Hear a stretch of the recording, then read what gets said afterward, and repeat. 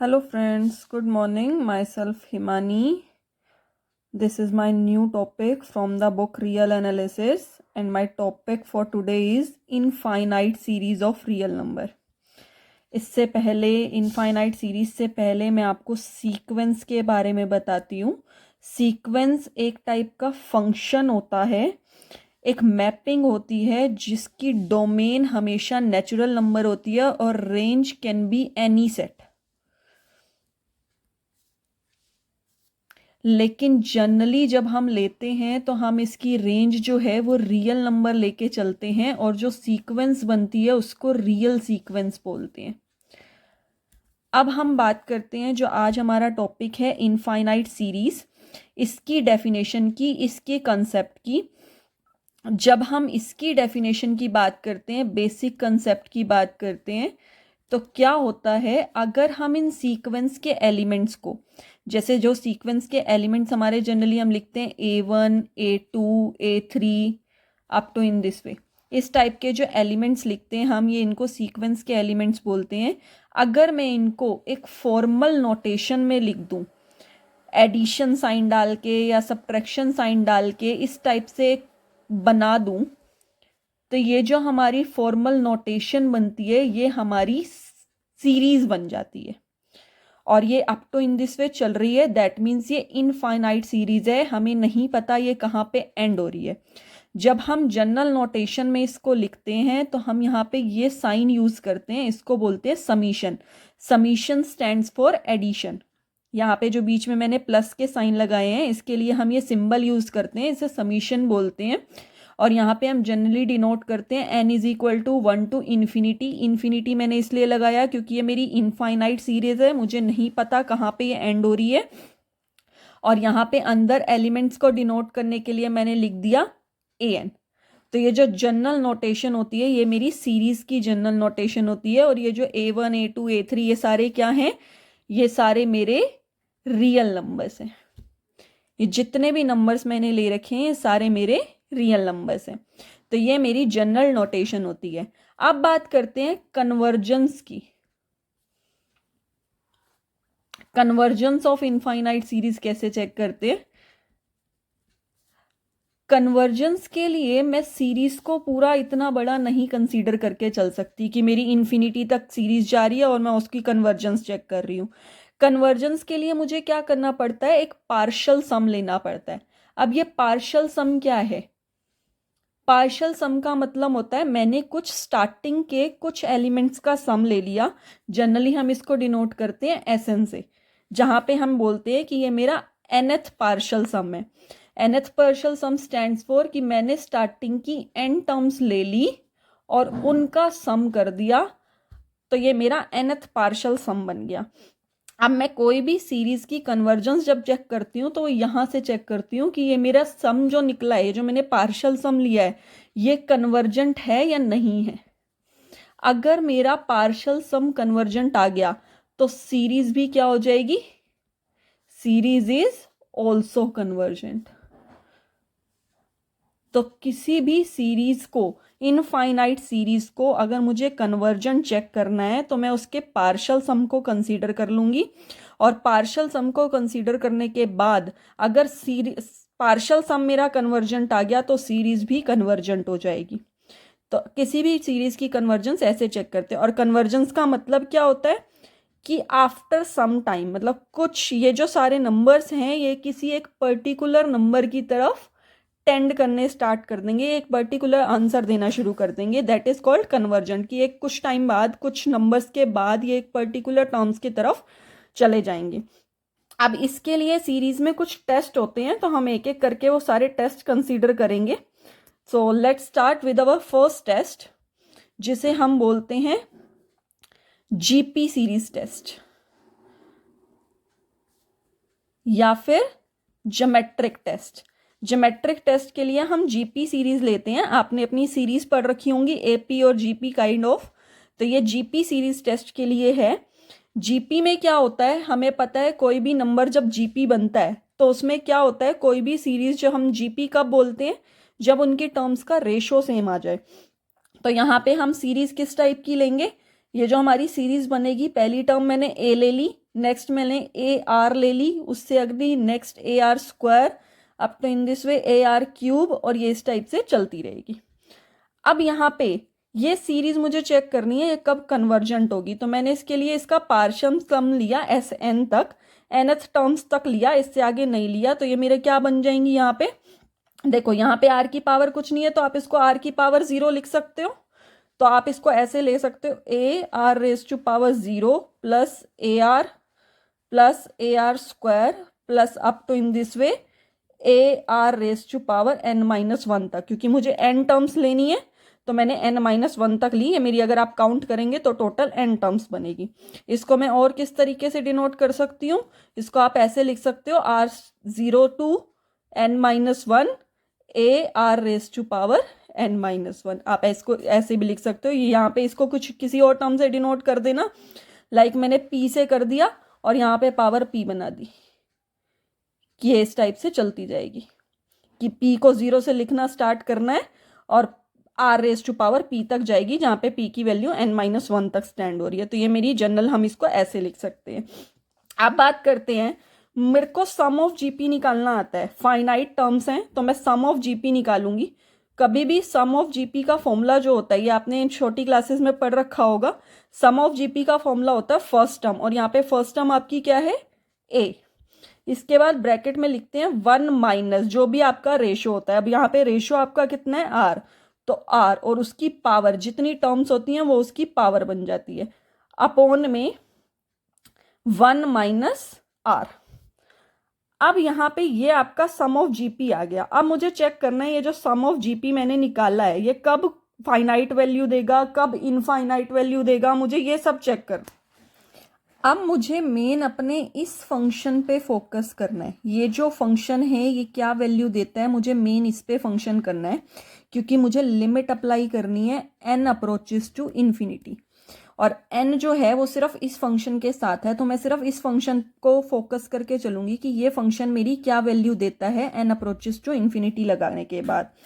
तो r की power n-1 है, यहाँ पे लिमिट लगा के चेक करेंगे। अब ये मेरी ना 3 टाइप की वैल्यू दे सकता है। 3 टाइप की वैल्यू कैसे दे सकता है, अगर मान लो मेरी r की वैल्यू 1 है, पहले मैंने फर्स्ट वाला केस किया कि अगर r की वैल्यू 1 है तो यहाँ पे 1 लगाएंगे और 1 की कितनी भी पावर आ जाए उसका आंसर क्या रहता है, 1। अगर मान लो मेरी r की वैल्यू मोड r मैंने ले लिया, इसकी वैल्यू लेस देन 1 है, r की वैल्यू 1 से छोटी हुई, 1 से छोटी मतलब ये नीचे की तरफ आएगा, 1 अपॉन में समथिंग बनेगा क्योंकि r की वैल्यू 1 से छोटी है, और 1 अपॉन में कोई भी पावर आप इन्फिनिटी लगाओगे तो उसका आंसर हमेशा क्या रहता है, 0। दैट मीन्स एक फाइनाइट वैल्यू रहेगी। ऐसे ही अगर r की वैल्यू 1 से बड़ी हो गई, ग्रेटर देन 1 हो गई, तो ये यहीं पे रहेगा, और किसी की भी पावर जब आप इन्फिनिटी बनाओगे तो उसका आंसर भी हमारा नॉट डिफाइंड आएगा, इन्फिनिटी। ये तो हो गया फाइनाइट टर्म्स के लिए। अगर मान लो मेरी सीरीज जो है वो इनफाइनाइट है, एस इन्फिनिटी है, इनफाइनाइट सीरीज हम कंसीडर करके चल रहे हैं। जब हम इनफाइनाइट सीरीज लेते हैं तो इनफाइनाइट सीरीज जीपी के लिए फॉर्मूला क्या होता है, सम का a अपॉन में 1 माइनस आर, और उसकी पावर जो भी हमारा फंक्शन होता है वो लगाते हैं। यहाँ पे हमने function R raise to power n तक ले लेते हैं क्योंकि आगे हमें लिमिट लगानी है, limit n tends to infinity. इस टाइप से फंक्शन डिफाइन करना है।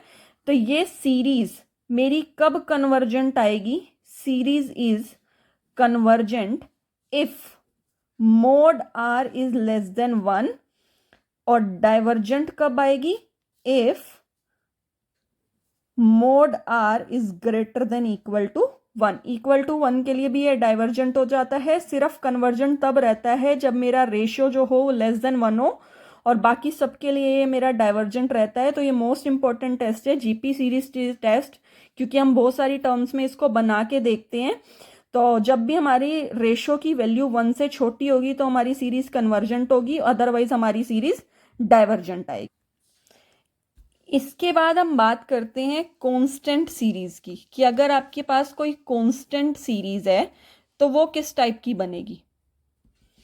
हमें पता है कांस्टेंट का मतलब क्या होता है, फिक्स। मान लो मेरे पास कोई सीरीज है, मैंने एक नंबर फिक्स कर लिया c, और जो मेरी सीरीज है वो इस टाइप की बनती जा रही है।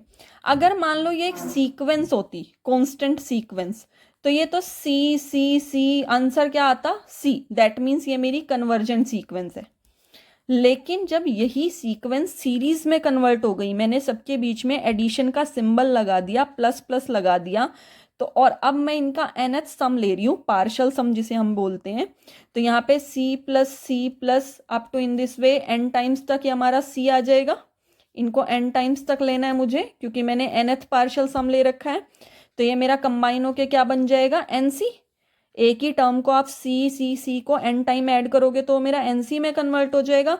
अब मुझे चेक करना है ये कन्वर्जेंट है या नहीं है। तो कन्वर्जेंट के लिए मैंने लिमिट लगा के चेक किया, limit n approaches to infinity sn।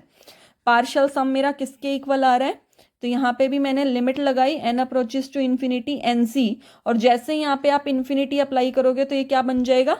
Infinity. That means divergent. और अगर पार्शियल सम डाइवर्जेंट है तो सीरीज भी कैसी आ जाएगी? Series is also divergent. तो सीरीज भी मेरी कैसी बन जाएगी? डाइवर्जेंट बन जाएगी। ये तो हो गया कांस्टेंट सीरीज के लिए। अच्छा, अगर ये सीरीज कांस्टेंट, मैंने तो अभी यहाँ पे एडिशन साइन के साथ डाली, अगर मैं इसको अल्टरनेटिंग कांस्टेंट सीरीज बना दूं, अल्टरनेटिंग कांस्टेंट सीरीज का क्या मतलब होता है? बीच में मैं अल्टरनेट साइन डाल रही हूं। अल्टरनेट साइन का मतलब एक टर्म एडिशन की, अगली सब्ट्रैक्शन की, फिर एडिशन की, फिर सब्ट्रैक्शन की, और ऐसे मेरी सीरीज चल रही है। ये होती है अल्टरनेटिंग सीरीज, जिसमें मैं साइन अल्टरनेट करती रहती हूँ। तो क्या होगा जब मैं इसका पार्शियल सम लूंगी? अब यहाँ पे ना ये दो केस बनेंगे। मैंने n, मेरे को नहीं पता क्या है, इवन है या ओड है। जब मैं इसका पार्शियल सम लूंगी तो आंसर तो nc आएगा, लेकिन केस बनेगा कि अगर n इवन है और n ओड है, यहां पे ये nc नहीं आएगा। क्यों? क्योंकि अल्टरनेट साइन है, तो -1 की पावर में आएंगे ये इस सीरीज को ना आप ऐसे लिखोगे, summation n is equal to 1 to infinity -1 की पावर n इंटू में c। तो ये सीरीज ऐसे बनेगी। लेकिन यहाँ पे जब मैं लिमिट लगाऊंगी, limit n approaches to infinity sn पे, तो अब मेरे दो केस बनेंगे कि n की वैल्यू इवन है या n की वैल्यू ओड है। अगर मेरी n की वैल्यू इवन हुई, लाइक मैंने 4 टर्म्स ले ली, मेरी n की वैल्यू इवन है, S4 ले लिया मैंने, तो आप देख सकते हो यहाँ पे C सारे कैंसिल हो जाएंगे और मेरी लिमिट लगाने के बाद आंसर क्या आ जाएगा? 0। और ऐसे ही अगर मैंने n की वैल्यू ओड ले ली, S5 ले लिया, तो एक C मेरा बच जाएगा, तो आंसर क्या आ जाएगा? C। दैट मीन्स ये दो आंसर दे रहा है, 0 और C। लेकिन कन्वर्जेंट हम कब बोलते हैं? जब वो कोई एक फाइनाइट आंसर दे, एक फिक्स आंसर दे। तो यहाँ पे मेरा फिक्स आंसर नहीं आया, फिक्स आंसर नहीं आया, तो ये क्या बन जाएगा? Not convergent. और अगर पार्शियल सम नॉट कन्वर्जेंट है तो सीरीज भी कैसी आ जाएगी? Not convergent. इसके बाद हम एक सबसे मोस्ट इंपॉर्टेंट टेस्ट है हमारा, ये जनरल टेस्ट जिसे हम बोलते हैं, ये डिस्कस करते हैं। अब जनरल टेस्ट ऑफ सीरीज में क्या होता है कि अगर मेरी कोई series, if partial sum of series is convergent,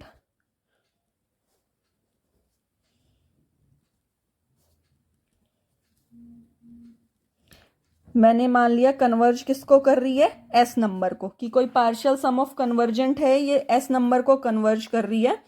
तो क्या होगा? सीरीज की जो nth टर्म है an, वो हमेशा 0 को टेंड करेगी। उस पर अगर मैं लिमिट लगा दूं n अप्रोचेस टू इन्फिनिटी, तो उसका आंसर हमेशा 0 आएगा। ये आपका पार्शियल जनरल टेस्ट है, मोस्ट इंपॉर्टेंट। इसको हम और तरीके से भी बोल सकते हैं, और ये टेस्ट चेक करने के लिए बहुत इंपॉर्टेंट है। कई बार हम क्या करते हैं, सीरीज में ना सीधा चेक कर लेते हैं कि nth टर्म जो है उसकी वो 0 को टेंड कर रही है या नहीं कर रही, लिमिट लगाने के बाद। अगर limit n tends to infinity an 0 को टेंड नहीं करती, तो सीरीज इज नॉट कन्वर्जेंट। हम डायरेक्ट बोल देते हैं सीरीज जो है वो हमारी कन्वर्जेंट नहीं है। तो ये बहुत इंपॉर्टेंट टेस्ट है। इसके लिए देखते हैं क्या करना है। अब देखो, मेरे को बोल रखा है partial sum of series is convergent. अब पार्शियल सम कन्वर्जेंट है, इसका क्या मतलब है कि अगर मैं Sn लूं, चाहे Sn-1 लूं, चाहे कुछ भी लूं, वो हमेशा कन्वर्जेंट रहेगा। यहां पे मुझे गिवन है, मैं इसका प्रूफ कर रही हूं। गिवन क्या है मुझे? Limit n tends to infinity S N जो है वो s के इक्वल दे रखा है। सिमिलरली अगर मैं देखूं तो अगर मैं n की जगह n tends to infinity S n minus one ले लूँ, वो भी s की वैल्यू देगा, क्योंकि वो भी पार्शियल सम है। पार्शियल सम कितना लेना है ये तो मुझे नहीं पता ना, तो मैंने एस एन माइनस वन ले लिया, वो भी एस को देगा। अब बनाते हैं इनको एक बार। एस एन जब हम बनाएंगे तो वो क्या वैल्यू देगा, A one plus A two plus up to in this way कहाँ तक, ए एन तक। ऐसे ही जब एस एन माइनस वन बनाएंगे तो A one plus A two plus up to in this way कहाँ तक, ए एन माइनस वन तक। अगर मैं दोनों को माइनस कर दूं आपस में, एस एन माइनस वन ले लिया, तो इनकी वैल्यू क्या आएगी, देखो जब मैं माइनस करूंगी तो सारी टर्म्स क्या हो जाएंगी, आपस में कैंसिल आउट होती जाएंगी। सिर्फ क्या बच जाएगा मेरे पास, ए एन बच जाएगा। अब मैं क्या कर रही हूँ, ओवरऑल लिमिट अप्लाई कर दो सारी जगह। Limit N tends to infinity S N minus limit N tends to infinity S N minus one is equal to limit N tends to infinity A N. अब अगर मैं अपनी ऊपर वाली कंडीशन का यूज करूं तो इसकी वैल्यू भी ऐसे है, इसकी वैल्यू भी ऐसे है, तो यहां से मेरा क्या आ जाएगा, limit N tends to infinity A N किसके इक्वल आ जाएगा, S minus S. That means limit N tends to infinity A N किसके इक्वल आ जाएगा, जीरो के। और यही मुझे प्रूव करना था कि अगर मेरा partial sum of series convergent आता है तो उसकी जो nth लिमिट होती है वो किसको टेंड करती है, जीरो के। अब आपसे अगर कोई पूछ ले कि कन्वर्स ऑफ अबव थ्योरम, जो अभी आपने थ्योरम करी है, क्या ये ट्रू होगा, थ्योरम इज ट्रू और नॉट। अगर आपसे कोई यूं पूछ ले कि क्या ये जो अभी आपने थ्योरम करी है क्या इसका कन्वर्स भी ट्रू है, कन्वर्स का मतलब if limit N tends to infinity A N जो है वो जीरो को टेंड कर रहा है, तो क्या then your series is convergent और नॉट। अगर आपसे कोई ऐसे पूछ ले कि ये जो आपने सीरीज बनाई है तो क्या ये कन्वर्ज करेगी या नहीं करेगी, तो इसका आंसर आएगा नो। ये हमारा मे और मे नोट भी वाला केस हो सकता है, लेकिन नॉट ऑलवेज। जरूरी नहीं है हर बार ये सेटिस्फाई करे कि हमारा limit N tends to infinity A N जो है वो जीरो के लिए अप्रोच कर रहा हो लेकिन सीरीज भी कन्वर्जेंट आ जाए। इसमें हमारा मे और मे नोट भी वाला केस हो सकता है, लेकिन नॉट ऑलवेज, हमेशा के लिए नहीं। इसके लिए एग्जाम्पल अगर मान लो आपसे कोई बोलता है कि कोई एग्जाम्पल बताओ, तो इसके लिए आप सबसे जनरल एग्जाम्पल जो सीरीज का देंगे वो आप देंगे सीरीज वन अपॉन में एन के लिए, जहाँ पे एन हमारा वन टू इन्फिनिटी अप्रोच कर रहा है। लेकिन अब आप अगर इसकी nth लिमिट देखें, ए एन की वैल्यू यहाँ पे आपकी क्या है, वन बाय एन, और अगर मैं इस पे लिमिट लगा दूं limit N approaches to infinity one by N, तो इसकी वैल्यू तो जीरो आती है, लेकिन ये जो सीरीज है ये कन्वर्जेंट नहीं है। अब अगर आपसे कोई पूछ ले ये सीरीज कन्वर्जेंट क्यों नहीं है, कैसे चेक करोगे, तो वैसे तो देखो हम इसकी पावर टेस्ट लगा के चेक कर सकते हैं बाय यूजिंग पावर टेस्ट, लेकिन अभी आपने पावर टेस्ट पढ़ा नहीं है, वो आप बाद में पढ़ेंगे। तो मैं यहाँ पे आपको एक दूसरा मेथड भी बता देती हूँ। अगर मैं इस सीरीज को ओपन करूँ तो यह सीरीज मेरी कुछ इस टाइप से बनेगी, one plus one by two plus one by three plus up to in this way. और ये जो होता है ये मेरे लॉग वन माइनस एक्स का एक्सपेंशन होता है। अब वन माइनस एक्स, यहाँ पे एक्स क्या है, वन ही है, क्योंकि यहाँ पे x की जगह ये वन यूज हो रहा है ना, तो हमारे एक्सपेंशन होता है और ये बन जाएगा log जीरो, और log जीरो की वैल्यू जो होती है वो इन्फिनिटी होती है। तो सीरीज जो होती है वो मेरी इनफाइनाइट आएगी। दैट मीन्स जो सीरीज है वो मेरी नॉट कन्वर्जेंट आएगी, डाइवर्जेंट सीरीज है ये एक।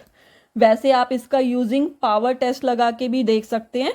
पावर टेस्ट का मैं आपको बाद में बताऊंगी, उसका प्रूफ भी कराऊंगी। बाय यूजिंग पावर टेस्ट अगर मैं यहाँ पे देखूं तो वो हमारा होता है समीशन वन अपॉन में एन की पावर पी। हम इससे चेक करते हैं ये जो पावर है वो p होनी चाहिए। अब पावर टेस्ट हमेशा तब कन्वर्जेंट होता है जब p ग्रेटर देन वन हो, तो कन्वर्जेंट। अगर p मेरा less than equal to one है तो सीरीज हमेशा डाइवर्जेंट आएगी। और यहाँ पे आपको p की वैल्यू क्या दे रखी है, वन, तो दैट मीन्स सीरीज आपकी कैसी आ जाएगी, डाइवर्जेंट। अच्छा, ये तो हो गया अगर इसका कन्वर्स की बात करें। अगर मान लो मैं इसका एक और एग्जाम्पल लेती हूँ, आपको चेक करना है, आपको एक सीरीज दे रखी है n अपॉन में n+1, मैंने सिंपल सी एक सीरीज ले ली 1 to इन्फिनिटी। आपको चेक करनी है इसकी कन्वर्जेंस कि क्या ये सीरीज कन्वर्जेंस है या नहीं है। आपको इसकी चेक करनी है कन्वर्जेंस कि क्या ये सीरीज कन्वर्ज कर रही है या नहीं कर रही। तो कैसे चेक करोगे, मैं सीधा इसकी nth लिमिट लूंगी, nth वैल्यू लेंगे, nth टर्म लेंगे, ये ले ली मैंने। अब मैंने इस पे लिमिट लगाई, limit n approaches to infinity an, यहाँ पे भी लिमिट लगाई, limit n approaches to infinity, ऊपर तो n था ही, नीचे मैंने n कॉमन ले लिया, 1 + 1/n बन गया ये n से ये n कैंसिल, और जब मैं इस पे लिमिट लगाऊंगी तो इसका आंसर आ जाएगा 1। दैट मीन्स ये मेरा 0 को अप्रोच नहीं कर रहा। और अभी अभी मैंने जो थ्योरम पढ़ी है, मेरी सीरीज सिर्फ तब कन्वर्ज करती है जब nth टर्म जो हो वो 0 को अप्रोच कर जाए। तो दैट मीन्स यहाँ से मैं डायरेक्ट लिख सकती हूँ ये सीरीज जो है वो कन्वर्जेंट नहीं है। तो इसीलिए बोलते हैं बहुत इंपॉर्टेंट टेस्ट है चेक करने के लिए कि सीरीज कन्वर्जेंट है या नहीं है, क्योंकि यहाँ से हम डायरेक्ट बता सकते हैं कि ये जो सीरीज है ये कन्वर्जेंट नहीं है, हमें इससे आगे कोई टेस्ट लगाने की जरूरत ही नहीं। आई होप आप लोगों को क्लियर हो गया होगा यह सीरीज वाला कंसेप्ट। तो आज के लिए यहाँ तक करते हैं, इससे आगे फिर मैं नेक्स्ट टॉपिक आपको इससे आगे नेक्स्ट लेक्चर में बताऊंगी। Thank you so much, I hope you like the video. तो प्लीज़ अगर आपको कोई भी डाउट है या कुछ समझ नहीं आ रहा तो please let me know, and thank you so much for your time.